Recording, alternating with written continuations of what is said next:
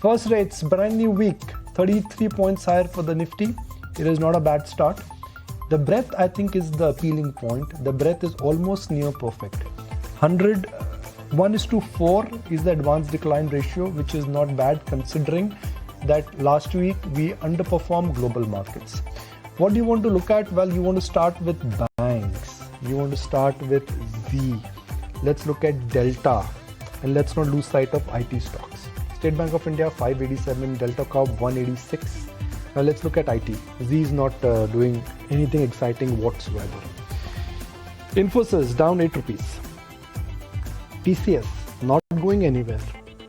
Wipro and HCL Tech, they both are also not showing any kind of large price trend. So is the deep swell, the word which I am using, is the deep swell in IT over? Let's see. Could it be a case of buy the rumor and sell the news? That may apply for Infosys this time. Okay, Nifty IT a lot more tempered than what we saw all through last week for this one. A couple of other earnings reactions as well. Let's see what Bandhan Bank is up to. It's been a bit of a disappointment, Bandhan Bank, and brokerages are not too gung-ho about this one after its earnings. Almost 3% lower for Bandhan Bank this morning. Angel One, Nikunj highlighted, and it's quite unfortunate considering Angel One, Anand Rathi, these came out with excellent set of numbers just last week, and the markets did reward these stocks after their smart numbers as well. And now, of course, this negative news flow coming in on Angel One. There's also JSW Energy, which came out with its numbers. There's VST Industries, which came out with its numbers. Metropolis Health as well. The Q1 total revenue has been marginally negative. The company also saw an seasonal impact on the margins. Metropolis, though, is holding up by about 1% as we speak right now. Bunch of other stocks which are reacting to all the news flow on them. Just going to dig them out for you. Just Tire, there's been a Q1 beat. The average realizations have now reached the pre-COVID levels. 3.5% gap up on Just Tire. 360 is what you're seeing on this particular stock as we speak right now. And then Rallis as well, which is, reported its numbers, and the revenues are down 9%, PAT down 6% on a year-on-year basis. So these are a bunch of stocks which are in focus, although Rallis holding up in the green right now. Tata Steel Long as well. The net losses have contracted. Margins have come in at 7.1%. Tata Steel Long, though, not a very liquid stock, 0.7% higher for this one as we speak. PowerGrid, the board has now approved advanced metering infrastructure projects worth over 4,000 crore rupees. So look out for what PowerGrid as well does in trade. There's HAL, which has had an MOU with Safran Helicopter to set up a joint venture for helicopter engines now. HAL gaps up about 1.5% as we speak right now. There's CCL Products, GTPL Hathway, Unichem Labs, Kesoram Industries. They've all come out with a decent set of numbers. So all these stocks are in focus this morning. Let's just revisit what the IT big boys are up to, and whether or not you're seeing any follow-through come by on a TCS, on a Coforge. Finally, these stocks are arresting that move up. Wipro, though, just marginally in the green. HCL Technologies flat, and Infy ahead of its numbers on Thursday. That's a little bit in the week. Coforge marginally higher as we speak.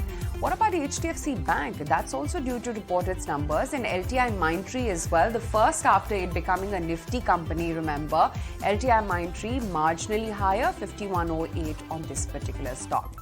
Kunal, a very muted Monday start. What trades are you punching in? Well, yeah, muted start. I was actually looking at the banking names, and as you rightly pointed out, some private sector banking stocks are struggling a bit. So I'm expecting a flattish movement on the indices, at least in the first half. The stock which I would look to trade in the open would be Hero MotoCorp. So we saw a very good move coming out for the stock on Friday's session, making a comeback from 3,080 odd levels. So that's a stock which I would be betting on from current levels, expecting the stock to make a fresh swing high and a 5% upside over the very near term. All right, Naresh, let's find out how you're reading into the market open this morning, and what's the first trade you're punching in? Expecting a pause to continue in the markets. Continue to like the same stock, Hero MotoCorp, which is showing strong trends. Looks interesting. Any dip to 31.20, 31.40, 31.30 in the day would be an intraday buy opportunity. Saurabh Mukherjee joins us. Let's take our conversation forward. Saurabh, good morning. Thank you for joining us. It's a market where no one is complaining. Growth investors are making money, value investors are making money, classic investors like yours who bet on classic compounders, they are also feeling very happy. So it's a market where no one is complaining. Do you think there is reason to celebrate, or now it's time to get contra and time to book some profits? I mean, look, I've never quite understood this profit booking piece to the extent that we live in a country which is the world's fastest growing economy. And we're the world's fastest growing economy by, I think, a massive order of magnitude now. I think 2 to 3x global growth is India's growth. So if you live in a country where nominal GDP grows at 10, 11%, good companies grow their earnings by 15, 16%, their cash flows by 19, 20%. I never quite understood why we should book profits. But I think if you want to look at it even more broadly, right, we've come out of a rate hiking cycle, both a global rate hiking cycle and a domestic rate hiking cycle. We've come out of that with GDP growth at around 6.5%.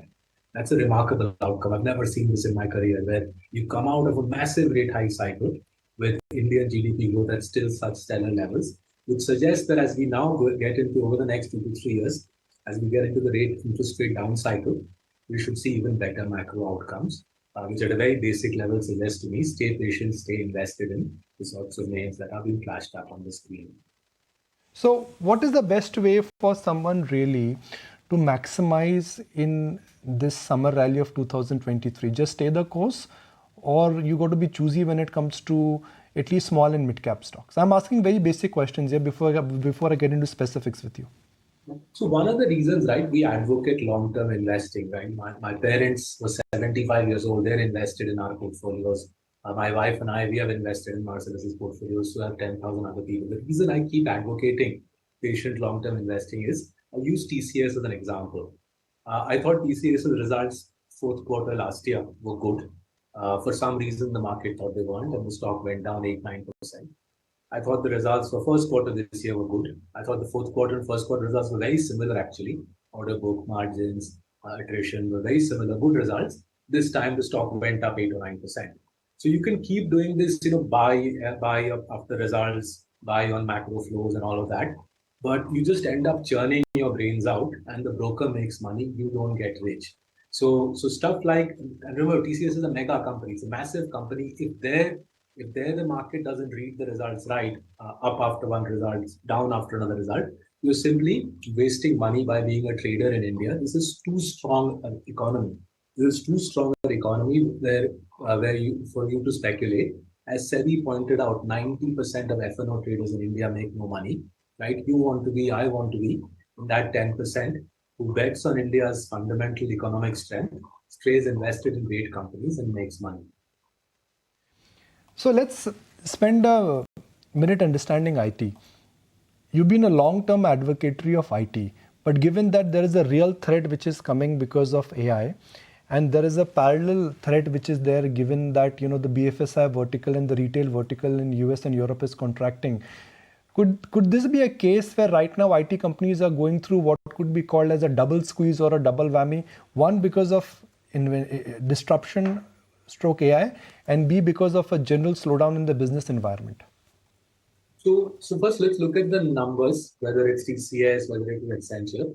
Their order books are growing at a rapid rate, right? I think TCS in total is 17 or 18%, $10 billion swelling of the order book, which I think translates into 17-18% growth in order book, right? So order book growth hasn't weakened. Now, why hasn't order book growth weakened? Firstly, because AI is not a negative for IT services company. I just find it astounding as to where this notion arises. That AI is less work. AI means more work for IT services companies. AI also means that the testing element in a bespoke software project potentially can be done with lesser labor. But that's a saving for TCS. It's not a reduced amount of workload for TCS or indeed for Infosys. So I don't understand this point of view, why AI is a negative. To my mind, AI is an even bigger positive. Secondly, what we are hearing from our friends in America, from the CTOs who give work to firms like TCS, AI increases the need for Fortune 500 companies to go to the cloud. Remember, only 30% of Fortune 500 companies are on the cloud. AI makes it imperative for them to move to the cloud quicker, which means more cloud migration work for the Indian IT services firms. And the third aspect, the near-term piece, if you're going into software economic growth, you're a Western company going into software economic growth, I presume you have to cut your costs further. One of the most straightforward ways to cut your costs further is move more work to India, automate further. To automate further, you need to hire firms like TCS. So every which way you look at it, the current situation, both in terms of the structural uptrend in IT sophistication and the near-term recessionary clouds in the Western world, both of them are pretty positive. And the result of that is the order book, the punchy order book numbers that the Indian IT services firms are reporting. TCS and Accenture, given that they're the best in class for the West and for India, are obviously at the forefront of that. In the recent decline, though, Saurabh, have you been tempted widening your IT portfolio, go down the rank to maybe some of the mid-cap IT names too? So that's a temptation we resist. The reason we resist that temptation is what happens in mid-cap IT, every couple of years, there'll be a flavor of the seasoned stock who's strong at something specific, right? So for example, it could be strong at, say, digital, right? And then when when TCS spots that specific area is flavor of the season, TCS moves in with such might and such strength that within 2 years, they pull away the growth prospects for that mid-cap IT stock, plus the fashion shifts, right? So I've seen remote infrastructure management was once the flavor of the season, then digital, then cloud. With a firm like TCS, what you have the confidence is, regardless of what works in IT, TCS is such a massive gorilla, they're able to muscle into whatever is looking attractive. So therefore, rather than my sitting and trying to guess what is the next trend in IT and buying the mid-cap IT stock, we in Marcellus try to bet on the leader both in terms of order book wins and in terms of recruitment and talent management. We bet on the leader, stay invested in the leader. I think it's now been nearly 3.5 years they've been sitting on TCS. And all right, guys, I could interrupt you there, Saurabh. Sorry for this rude interruption. There is a big stock alert. And the promoters of Route Mobile, they have decided to sell their stake or their voting rights to a entity, Proximus, and they've entered into a sale share agreement with ClearBridge Ventures, that's an LLP, it's an affiliate to the seller. The promoters of the company have entered into a share agreement with Proximus Opal SA. So let's keep the name aside. What is important here is that the promoters have decided to sell their entire stake in Route Mobile at 1600, and that price is 1626. Now, the Route Mobile is not like a typical IT services company. What we're discussing with Saurabh are the traditional giants of the IT services. Route Mobile is a very niche and a product stroke, a very different kind of a company. It was incubated not 25 years ago. It was incubated few years ago. It was the toast of the town. It has been a recent listing. I think it went public just post-COVID also. They've delivered. They got CPAP and other technologies which they are bringing on board. It was more like a garage startup, and the promoter has decided, or the promoter and the group of promoters in this case, they've decided to exit the business. Since the transaction has been done at the current market price, when the open offer will come, the open offer automatically will come at 1620.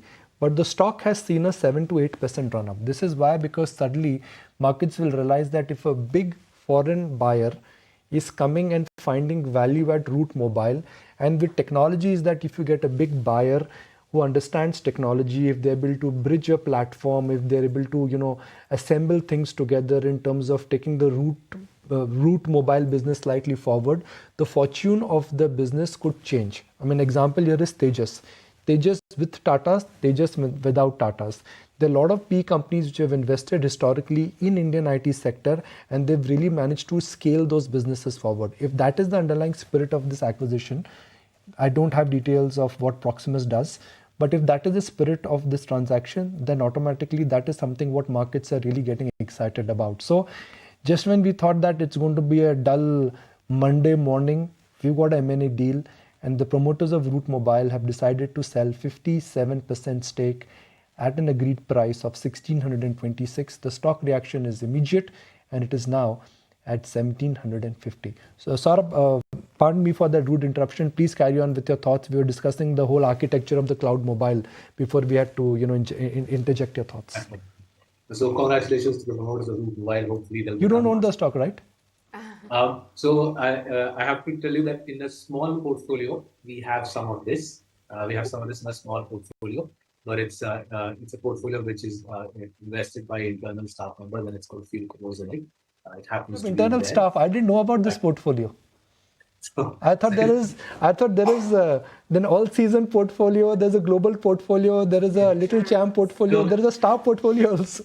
So what we do is we have some quant algos to pick up stocks just pick up stocks which we invest our own money, and we make sure that everything is all the boxes are ticked. So in that experimental portfolio, I think we bought this a year or so ago, but it's too small to make a difference to anybody's wealth in Marcellus. And we're good for the promoters. They get an exit. I'm sure many years of hard work will be monetized. But coming back to the broader point, right? Root Mobile is very strong in cloud, and I remember from my discussion with colleagues, business messaging solutions for smaller businesses which they want to do in the cloud. Root Mobile is particularly good at that. I presume the MNC who's buying them wants to buy into this expertise. But TCS is strong in everything. Whatever emerges in the world of technology, TCS goes and muscles in on that. And therefore, I don't have to worry what is the next trend in IT. TCS is doing that hard work for me. Globally, Accenture does that hard work for me in my global portfolio. So, what are the new additions and what are the subtractions you've done in this market rally? Because on an average, the gains in large cap stocks are 15%, mid cap is 20%, small cap is 25%. Yes, I think you're broadly right. So this fiscal, our large cap portfolios are up, I think 17, 18%. Our mid cap portfolios are up 15, 16%. Main addition we made is around 3 months ago, we bought Metropolis Healthcare in our small cap portfolio. We believe that the whole funding boom, the private equity and venture capital pumped in money into startup lab companies, that I think is behind us. And Dr. Lal and Metropolis therefore should be well placed to benefit from the hike in prices again in the path lab sector. Barring that, we haven't made any massive investments. We're contemplating a couple more changes to 2 of our larger portfolios, but we haven't made any massive changes. Our portfolio churn is very low, 10 to 15%.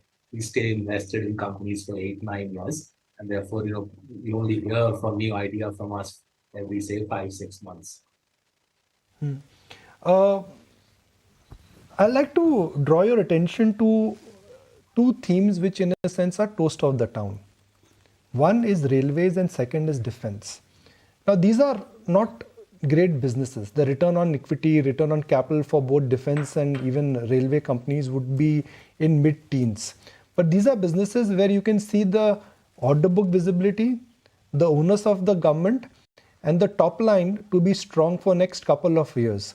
How do you approach a business like this where the return ratios may not be great as per your standard, but the size of the opportunity or size of the pot, as we say, or pond, is actually very large?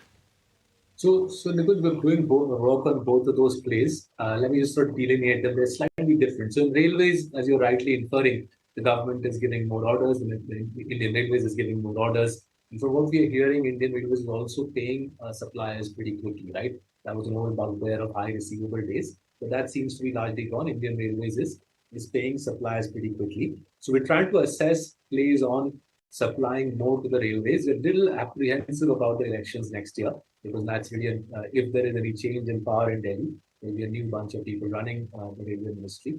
But as of now, it looks like a space there might be some attractive companies. Finding vendors to Indian Railways with deep competitive advantages is not easy. But we think we've identified a couple, which we're just trying to figure out how to deal with the electoral aspect. Defense is a different ballgame altogether. Defense, the big play here is not selling directly to the Indian Armed Forces. The really big game will be selling to the global majors who will come to India. Remember, India buys $100 billion every year of imported defense equipment. The government is trying to get 30-40% of that back into India through offsets. So $30-40 billion of domestic ordering will happen. We have met some of the companies who are supplying to the global majors, say Indian companies who are supplying to Lockheed Martin as part of an offset program. What we're trying to assess is, will the global majors let the Indians make money here?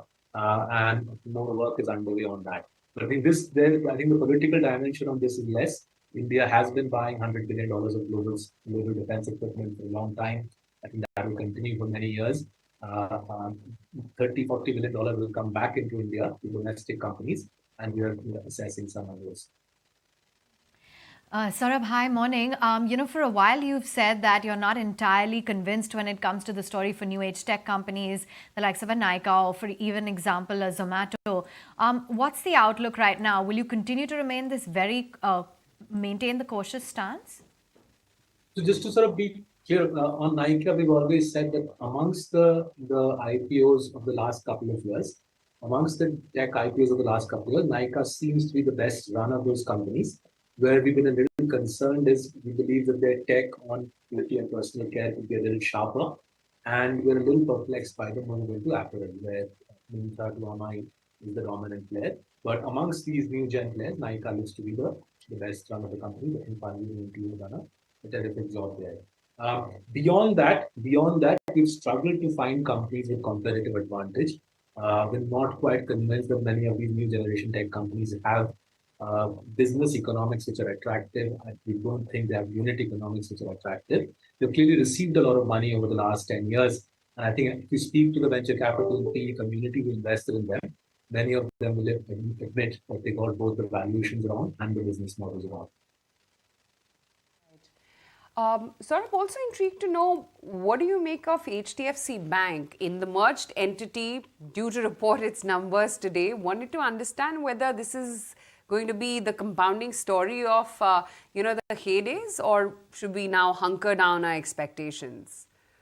So reasonably simple story we believe is going to play out there, relatively straightforward. A lot of people are complicating this. I think it's relatively straightforward. HDFC Bank till last month couldn't write a heavy amount of mortgage business, couldn't underwrite a heavy amount of mortgage business because of the deal it had with HDFC. Mortgage business is the stickiest business for high street banks. In spite of not writing lots of mortgage business, HDFC Bank was growing its loan book, say, at 20%. Now that HDFC Bank can underwrite mortgage business, HDFC Bank's loan book tenure was 2 years. Mortgage business tends to be 10 years, right? So as HDFC Bank was basically running on one leg for all these years. But people didn't realize it because of the sheer strength of the bank. All these years, HDFC Bank was running a loan book which was churning over every 2-3 years compared to, say, ICICI Bank, where the loan book was churning every 5-6 years. Now that HDFC Bank is on a level footing with other banks in our country, we reckon loan book growth accelerates. The liability piece, the need to fund HDFC's liabilities is obviously a challenge HDFC Bank is well aware of. The liability piece was growing nicely till this quarter, the quarter that they're going to report for. We're a little perplexed as to why the liability growth is conked off. HDFC has said that they basically worked 2 months out of the 3-month quarter. We need to see whether HDFC Bank did something similar. Did they basically conk off for a month in order to get the integration right? If that's the case, then nothing much to worry about. But the loan book growth piece, I think, accelerates this point in, and HDFC Bank finally, after 35 years, is now on a level footing with other banks. Saurabh, great to have you on the show. We'll let you go on that note. Good chatting with you as always. Let's just revisit what the market has settled in at. And still pretty quiet, you'd have to say. That's, of course, the Nifty in trade for you. Z, look out for what this stock is up to, because on Friday as well, you had almost a 7 to 9% spurt in the stock. And right now, it's also scaling up higher by about 4.25%. The impending decision still on the way. Adani Enterprises holding up 3%. Emphasis, Birla Soft, the mid-cap IT names still continue a flush. And Idea, which is also perking up by about 2%. Of course, it's a very small base there. Adani Ports, Wipro, DRL, LTIM ahead of its numbers today. That's also looking good by about 1.5% as we speak right now. HDFC Bank is not. That's a little bit tempered. It's down about almost 0.5% as we speak right now. So yes, while of course media led by Z is your big sectoral mover, it really continues to be technology. I just highlighted some of the mid-cap IT names, but a Persistent as well is higher by about 1.5%. Coforge is seeing a 1% move. Emphasis has spurt up about almost 3%. Wipro as well looking good, and Infosys too holding up 0.6%. But let's welcome on board Chandrasekhar Ghosh, the MD and CEO at Bandhan Bank, to talk about how their numbers were. Mr. Ghosh, tell us about your special mention accounts, the SMAs. Your 1 to 30 days past due and 30 to 60 days past due, that bucket has increased. What is causing this pressure? No, if you see that this is an seasonality of the business. If I say microcredit loan, there is an degrowth of the portfolio from the March, which is the 5,000 crores. If it is a degrowth of the denominator, automatically whatever the amount will come on that, the natural rate of slippage percentage was showing very high. But so that it has been come showing this high. But normally, if we see that our collection efficiency in the March quarter happened in the 98.5%, and first quarter the year financial year it has come 98%. So 0.5% has been reduced, and we are very confident on that. As per history, the quarter on quarter basis up to the March, it will become again the 99%. So this is the for temporary situation on that. So I hope that this is increased because of my denominator decrease, and so that it been showing on that the percentage increase. Morning, Mr. Ghosh. Now your slippage has gone up apart from seasonality. What are the other factors which have led to the increase in slippages? No, if you see that the slippage is a two part. One part is there the slippage in the 568 crores as per new circular of RBI, which is a ECLGS loan. We are earlier, because of the government guarantee, earlier rule is there, you cannot be declared, it will be paid by the government. But now they say that, okay, fine, government will be paid, but you will be declared as an NPA. So last 2 years we are handling on that portfolio. We are making it declared in the quarter as a NPA. So that it has come to that much. And next point on that, if you remove on this part, and it coming on this the balance the amount of that, and that is I say that the 900 crores is coming from the microcredit. And this is a seasonality of microcredit because of the disbursement not happened in this quarter is a lower amount happened, and so that in this also impacted to the some slippage happened is an historically we see that. Another 215 crores of the housing loan has slippage done because of the technical issue, but within this quarter it has been also returned back 160 crores from that. So in that sense, the slippage is not that much. We know that the 215 crores housing is a natural, we are recovering, and the ECLGS is a technically write-off slippage, and other part is a seasonality on that. So we are confident that the quarter on quarter basis will be again coming down and coming to the normal. Mr. Ghosh, what's your outlook in terms of your NPA ratios? Because they've been impacted due to certain loans under ECLGS as well as the CGFMU, which is a credit guarantee fund for micro units. Can you just explain this for the benefit of our viewers? What are these loans? Are they temporary in nature?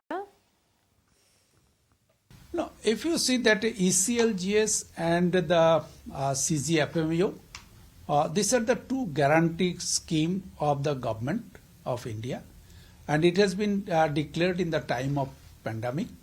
So we are taking that initiative. Out of these two, CGFMU is an insurance guarantee, which we are pay the fee of the insurance to the government, and government will be paid to us. So out of that scheme, 917 crores we received in the last year, and this year we are apply for the 1200 crores. I hope that this month or next month will be get that money. That process is going on. ECLGS part, this is also full guarantee by the government, is also introduced in the time of pandemic, and this the portfolio government declared about it because of the government guarantee. You will not declared as a NPA. So we have not declared as a NPA. But it has been on that the individually every of the case will be like to upload to the government, and government will be like to every individual case by case basis checked and will be pay on that. Right. Mr. Ghosh, let's talk about your loan growth as well. You know, MFI growth is coming back, system loan growth is strong, but your loan portfolio has shrunk on a sequential basis. Does it mean that at the risk of under-delivering on your 20% credit growth guidance, or do you think that loan growth could come back from the second quarter onwards? No, not a problem. I again mentioned about it. Every year, the first quarter microfinance loan has come down, and it has been come off from the second quarter, which is before the puja. It has been started the growth of the demand. So this is the seasonality. If you see that the last year first quarter, our decline of the microcredit book is a 5,000 crore. This year first quarter also declined from the March is a 5,000 crores. If I say that the disbursement in the last year first quarter 8,200 crores, this year again we have been disbursed in 8,000 crores. So we are very aligned on that. First quarter always happen in this trend, so that it has been impacted to the growth of the business. But we see that every year from the second quarter, from the second quarter before the puja, it has started the growth of the business, and up to the March it will be continuously make a growth. And what's the outlook in terms of your loan mix? How is that going to evolve, since your loan book is shifting to 50% secured by FY25? So what will it look like in terms of the loan mix? No, if we see that we are guided to on that, the microfinance means the group loan will be like to, now it is in 35%, it will be go by 26 as in 25%. And the 30% will become as a housing loan, and the 8% will come to the retail other than housing, and balance will become on that MSME and FIG on that book. So we are working on that strategy, and we are very confident on that bank will achieve on that. Right. Mr. Ghosh, this quarter your NIMs were stable at about 7.3%, but you are looking to move your book more towards secure over the next 2 years, as we understand. Would this not then dilute margins? No, if you see that we are guided to that our NIM will be like to 7 to 7.5%, and we are retained on that 7.3% on this. Within this, the point, whatever the 44% secured portfolio has come within that part. If we go to the 50%, it will not like to change on this guide. Will be like to continue to retain on that 7 to 7.5%. Now, given that the weather has been erratic, there has been a lot of areas as well affected. Any impacts of this on your book? Has your collection efficiency, say, been impacted? No, if you see that the India have that types of climates have been faced year on year basis. If you see that the last year was in Assam as a big flooding. No, this year has come very small, very temporary. If you see that the huge raining is not the flood, this has been very temporarily coming on that to the, it will be sometimes a help to the farmers to plant their tree, and that will be helped their production also good. So in that sense, this time we have not seen that there is a big flood is coming. And so that we are till now confidence on that, the regular way to collection, whatever happened, and the people go get the business will be like to good way to make on that. Other part, if you see that, the normally Indian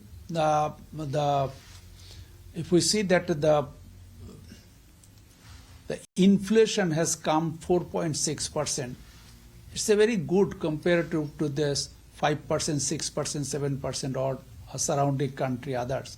So that is also helped on that to the people to get the benefit to do the business, and the income will be like to enhance, and consumer demand will become in future.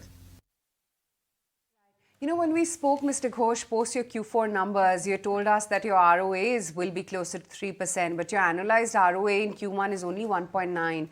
Does your guidance continue to stand, and what will change, you think, over the next 3 quarters to try and help achieve this? The first point on that, if you see that the income little bit have been coming down because of my disbursement not happen, so that my processing fee has been, others income have been coming down. So that it has been shown on that my ROA is coming less than 2%. So my confidence is there from the second quarter, every business is growing. If I see that from June, we have been seeing the growth of the business compared to the April, May is a very good. From July onwards, it will be like to continue growing on that line, that have the confidence of us, and that will be helped us to income increase. Then automatically, that will be also helped us to some of the part of this to NPA and slippage will come down, and it will be heated to my ROA in a positive way. So that I have the confidence on that ROA which I predicted and guided, it will be like to reach on that. Mr. Ghosh, really appreciate your time. So glad you could join us. Markets, what do we have there? You know, it's really fascinating to see Route Mobile. And why it's fascinating to see Route Mobile? Because this is like one of those garage startups, not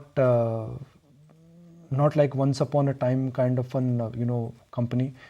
It's now you could ask yourself, is that what happened first? Let's understand the stock here, then I'll introduce the company. The stock post the news shot up and now has come cracking down. Well, that's also because if you really read the fine print talks about the fact that once the promoter are selling out the stake to this global CPAP company, in return of that, the promoters will also be investing back in the company. The parent company which is now acquiring Route Mobile, the promoters, when they will get the cash, when they're selling the equity in Route Mobile, they actually would be investing back into this company. So this is pretty much like, I remember a Tharocare deal where Mr. Velumani sold out to PharmEasy. He got some cash, and with the residual cash, he took a stake and he invested about 2,000 crore in PharmEasy. Looks like this transaction is on similar lines. The stock does not have a very recent history per se. It went public, I think during 2020 or 2021. When it went public, it was in triple digit. It shot up, went past 2000, and today, post the news and post that initial reaction, it has come cracking down, almost back to the acquisition price of 1620. But IT is the theme which we want to discuss with Pankaj Murarka. Pankaj, good morning. Thank you for joining us.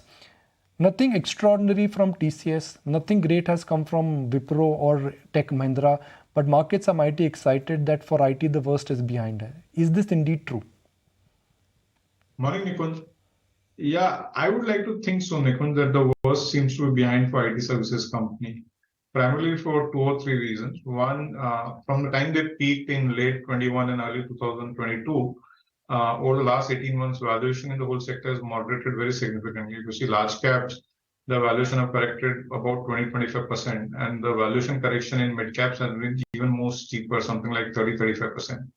More importantly, in 2022, early 2022, when everyone was trying to building, an environment around steep Fed rate hikes, the apprehension was that the US economy will slip into a very sharp contraction given the magnitude of sharp rate hike that the US Fed was talking about. But the fact is now, fast forward 18 months, we've had very steep rate hikes from Fed, one of the sharpest rate hikes that we've seen in the history. And yet, US economy has turned out to be far more resilient. As a result of which, what we're seeing is clients in US, if we talk about the top 1,000 companies, which essentially is where the client base for Indian IT services company is they had pushed back or they were deferring projects 18 months back on the fear of a sharp contraction in the US economy. And now that the economy is holding back, there is renewed confidence amongst clients where corporates are willing to commit money to projects and larger projects. So I think we are seeing some sort of a revival in that sense in order bookings for IT companies. So when you talk about results for TCS, I think what we clearly saw that while the results are somewhat muted or moderate in terms of revenue growth, but the TCV, the total contract value, was very strong at $10 billion plus. And we've seen similar trends with other IT companies also. So I think the last 12 months that we've seen some strong order bookings from these IT companies, this should start translating into better and stronger revenue growth for Indian IT services companies from the second half of this year. So my take is that the worst is behind for IT services sector and stocks, and probably it's a good time to invest into these stocks from a medium-term perspective. Pankaj, I'll tell you what, the story of the day today is actually Route Mobile. Now, we were just talking about Route Mobile. I mean, it's fantastic news for minority shareholders because this company went public in 2020, issue price 350. There is a M&A deal at 1620. So Soumit is going to take the clock back. But before he does that, Soumit, what is there in the fine print which has triggered this mighty sell-off in the stock? Well, firstly, if you see, the deal here is that the Proximus Group will be acquiring the promoter stake in Route Mobile at a price of around 1,626 rupees per share, which was lower than the current market price, and hence we are seeing some kind of a sell-off in the share prices currently. But this 1,626 price that the company has come up with is the 10-day volume weighted average price that they have considered. Now, this Proximus Group will be acquiring the 57.56% stake of the promoter, and the promoter group will be investing a part of the proceeds of this amount in the promoter company itself, that is the Proximus company. So they are not entirely exiting from Route Mobile, they are just upping their stake in the new company, that is Proximus, which is also into the same business, that is CPaaS. Now, to just give a perspective, the promoters will be getting close to 643 million euro by selling their stake in Route Mobile, and they will be investing close to 300 million of euro in Proximus company, which will then become the new promoter of Route Mobile. Now, what Rajdip Gupta has said in a statement to Proximus release, they are saying that the partnership with this Proximus will pave the way for Route Mobile to become one of the global players in CPaaS and will help them achieve the $1 billion revenue run rate match much sooner than anticipated. Now, they earlier expected this revenue run rate in the next 3 to 4 years, but given this new deal that they have done with Proximus, this revenue run rate will be achieved much ahead of time, according to Rajdip Gupta. So the deal here is that Proximus will be taking promoter stake in Route Mobile, and Route Mobile will be investing half of the proceeds from this deal in Proximus, and they'll get close to 15% stake in the new promoter company, that is Proximus of Route Mobile. So, Soumit, why is this negative for minority shareholders of Route Mobile? This point, if you see, it doesn't look to be negative for the minority shareholders because there will be an open offer, and Proximus has clearly said that given the fact that their holding will be increasing, they will do a open offer at the same price, that is 1,626. But given that the price was a bit on the lower side compared to the current market price, we are seeing some kind of a negative downtake in the share prices. Also, given the fact that the promoters are exiting from the company at this moment and they're not fully investing the amount that they are realizing from the stake sale, could also be taken a bit negatively from the minority shareholders at the current point. That is what we are understanding so far. Actually, Soumit reminds me of what the Tharocare and the PharmEasy deal was. When Mr. Venu Mani sold out, he got some cash and he took some stake in PharmEasy. So I think this deal pretty much in terms of the architecture, in terms of construct, seems to be on the same line. The stock meanwhile has fallen. The fine print, like they say, devil is always there in the detail. The fine print is strikingly different. But if you're a minority shareholders, think about it. I mean, the open offer will get triggered. This company will become part of a larger group per se.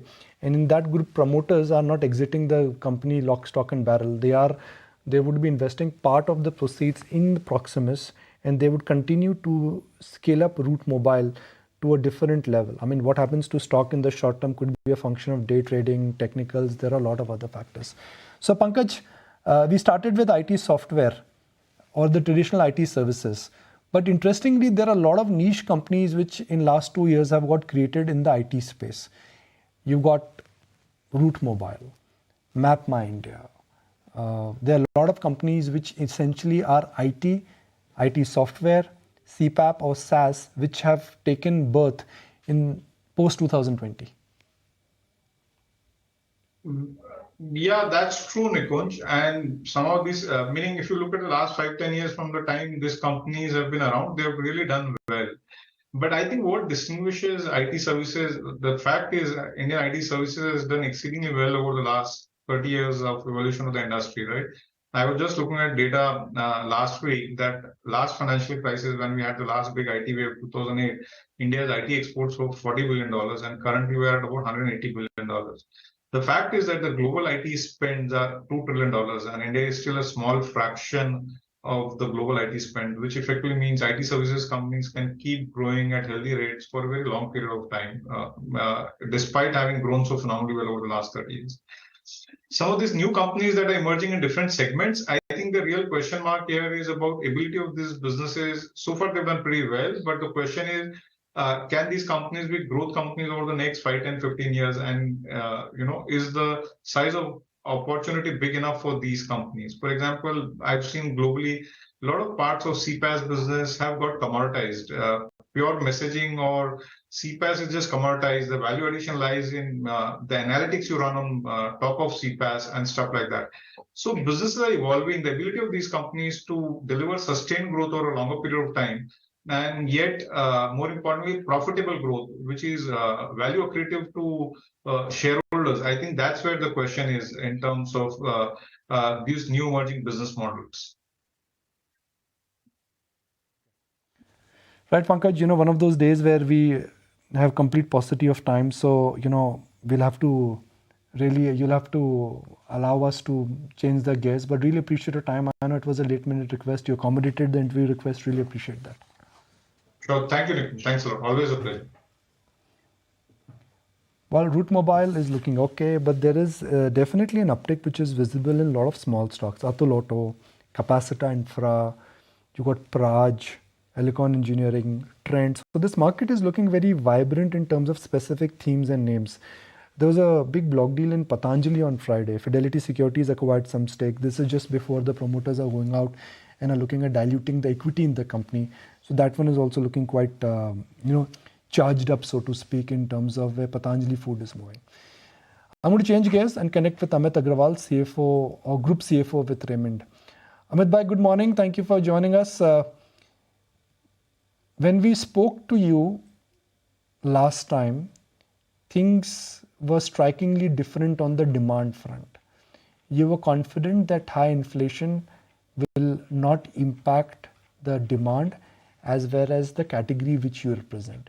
Given that now inflation has come down and things are looking up in terms of consumer sentiment, has good become exceptionally better for you? Has acha become bahut acha for Raymond in terms of demand? I think you are on mute, sir. Sorry. There you go. Sorry. Yes, please. Yeah. Thanks for having me on the show, Nikunj. Now, if you look at it in the recent past, for the last 3-4 months, what we have been seeing is in the wedding space, actually because of the weather changes and because of excessive heat, there has been a slight lull in the weddings, which normally gives us a big boost. But we all are expecting a very strong season coming back post the Shara, Diwali, as well as the wedding season. So we are looking for that good and bahut acha period coming back to us somewhere in the October, November onwards. For the last 3-4 months, there has been a bit of a slowness because of inflation, seasonality, and so on and so forth. But I think we all are expecting very good season coming forward. Where has the slowdown happened? Is it in premium category? Is it in rural focus category? Where has the down trading started?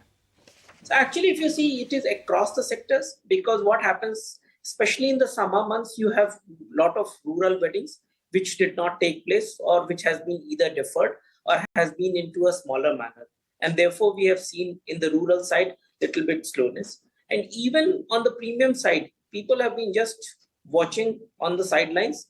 And I think we all are hearing that people should be back once the festival season starts. I think was perhaps one of the grandest year for Raymond's, both in terms of turnaround, also stake sale, and the fact that your real estate business, in a sense, which was seeded, reached a scale and size. What should we expect for FY24 in terms of a corporate action or communication from Raymond's? Actually, if you see the big corporate action, we have already told there are 2 or 3 things which we did already in the month of April. One, we sold our FMCG business for a value of 2,825 crores, which reflects almost 70 times of EBITDA, and which enabled the group to be completely a debt-free group, as well as have almost 1,500 crore of net surplus cash to drive the growth. The second big corporate action, which was always necessary for the business to be done, and lifestyle business had almost 1,800 crore debt. We are demerging the lifestyle business from Raymond Limited and bringing it into Raymond Consumer Care, where we sold the business for 2,800. So net of tax, we are getting somewhere 2,200 crores to be using for debt repayment and for growth. So the demerger of the lifestyle business into RCCL is another big corporate action. So at the end of the day, which will take almost like say 8 to 10 months from now, so next year you should have 2 pure play listed entities, which is net debt free businesses, one focused on the lifestyle business and another one focused on the real estate with the investments in engineering and denim business. So therefore, what is happening is you have created one consumer-led business and one which is a real estate-led business. So these are the 2 big actions with the cash available for you to grow the businesses, each one. As we talked about earlier, right, we have big plans for distribution strength growth. Okay, my follow-up question is that you've incubated the real estate business, you have demerged the consumer care business.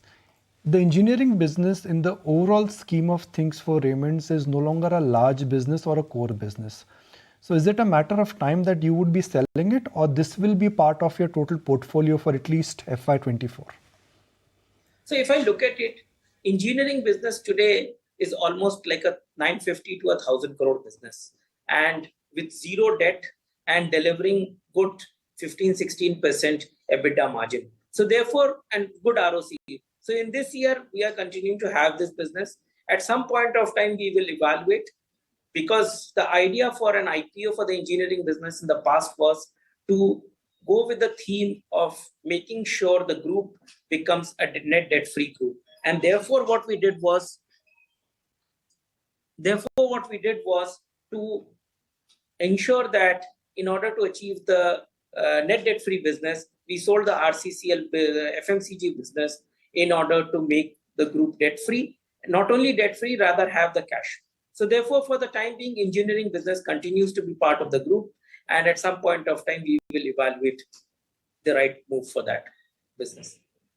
A bit more about the real estate business, how the latest ventures have done, and more importantly, what is it that you're doing in terms of the plans to monetize the residual 60 acres of land that you have in Thane?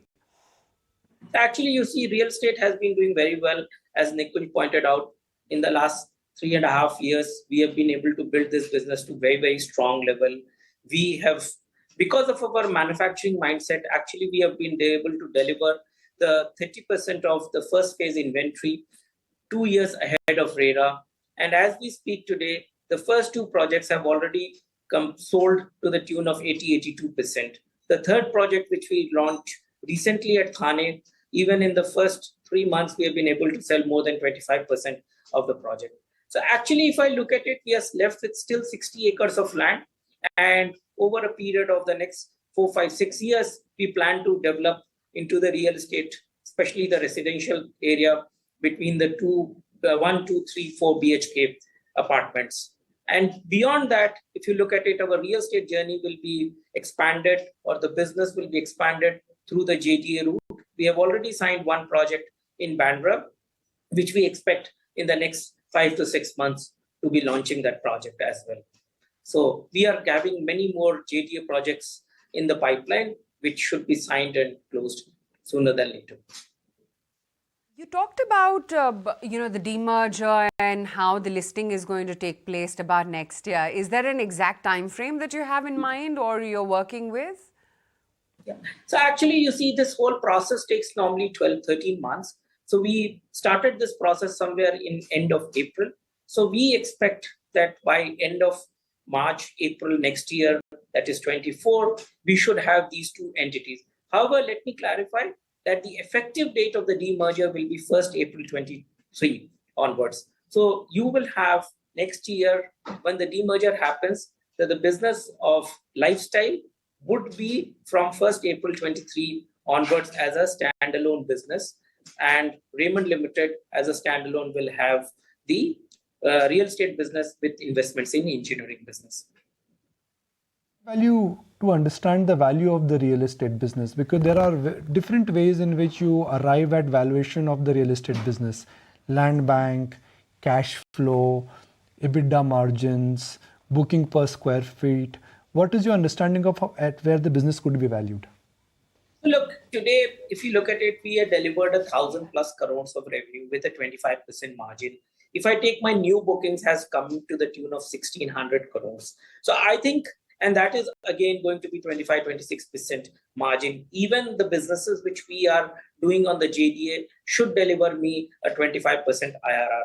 So look, it could be potentially the cash flows of the business because we have a consistent cash flow.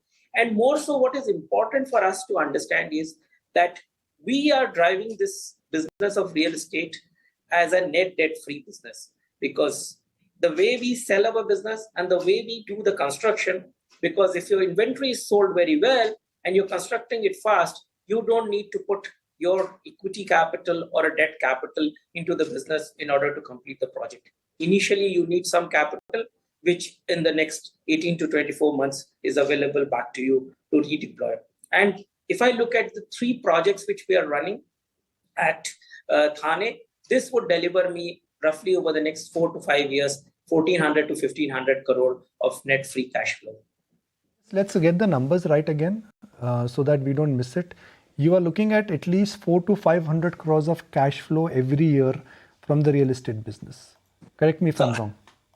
No, so actually it would not be 400 to 500 every year. It would be starting with a lower number and then increasing it to 500, 600 crores over the next 3 to 4 years per year. The real estate companies which are in the business of real estate, and I'm looking at some of the listed companies here, they have cash flows in the same range what you are indicating. So how will you achieve it? Because some of your peers who've been in this business from 20, 25 years, they struggle with this kind of a number. Yeah, but Nikunj, if you look at it, even when we started the business with a humble start of 250 crores, everybody thought that for us to achieve 1,000 crore revenue and a 1,600 crore booking is a tall order. But this is behind us. Second, I think the most important is the mindset with which we are doing this business, that we are very focused in terms of executing the project. And the biggest confidence which the customers get is when they see the project has been completed, delivered, and is a good quality project. See, the kind of amenities and the lifestyle which we are giving enables us to be more confident of achieving this. And as we speak today, we are constructing 4 million square feet. If I take a 20,000 rupees to 22,000 rupees, and you can very well imagine that this is a cash flow practically given. I don't have to do anything significantly different in order to achieve this 1,400-1,500 crore over the next 4 years, the cash flows. For taking time out and giving us a lot more clarity about the road ahead for Raymond. So talking about that demerger of lifestyle into RCCL over the next 8 to 10 months, and the management as well, alluding to the fact that as of now they are expanding through their JDA projects. There are lots of projects as well in the pipeline, and they are looking at strong bookings as well down the line. All right, that stock is a buzzer in trade, and so are many others. But let's find out what is on our chartist radar on Chartbusters. Naresh and Kunal rejoining us. And Kunal, take us through your Chartbuster pick. Good morning, Avan. So it's on Tata Steel. Now, metal stocks are, I think if I'm not wrong, the metal index is at a 5-month or a 6-month high, breaking past about certain major resistance. Now, Tata Steel is also one of the major components of the Nifty Metal Index. In fact, we've seen the stock being a huge underperformer. But then, there was this gap which was created for Tata Steel over the last 4-5 months. And that gap resistance was around 118 to 120 mark for Tata Steel. Now, it's formed an inverted head and shoulder pattern. It's come back towards closing this gap, as well as the momentum in the metal index is also very strong, which means that this gap should be taken out in this leg of uptrend for Tata Steel.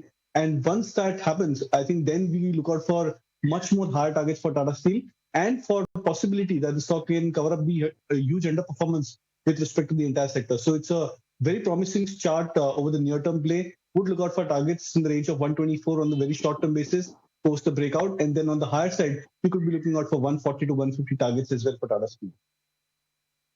That's Tata Steel for you. Meantime, Naresh, take us through your top recommendation. What's the Chartbuster idea? It's from the auto space. So looking at Hero MotoCorp, if you look at the chart, it made a bottom around 2200, 2300 in March of last year as well as March of this year. And in that period of time, it made multiple attempts around the 2900 to 3000 mark.